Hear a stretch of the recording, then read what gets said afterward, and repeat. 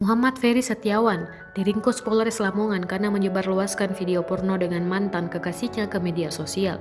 Ferry, warga desa Keramat, Kecamatan Lamongan, menyebarluaskan video mesum bersama mantan kekasihnya berinisial H karena kesal dan cemburu.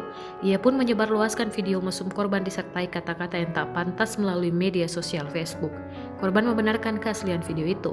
Pelaku memang sempat membuat video itu ketika mereka sedang berpacaran, tapi H tak menyangka video itu bakal tersebar luas. Ferry dan H berpacaran sekitar setahun. Setelah berpisah, H menjalin asmara dengan lelaki lain.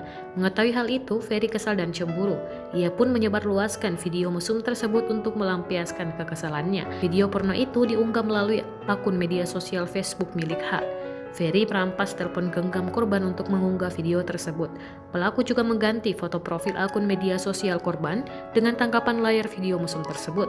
Tidak terima dengan perlakuan tersebut, korban melapor kepada pihak kepolisian.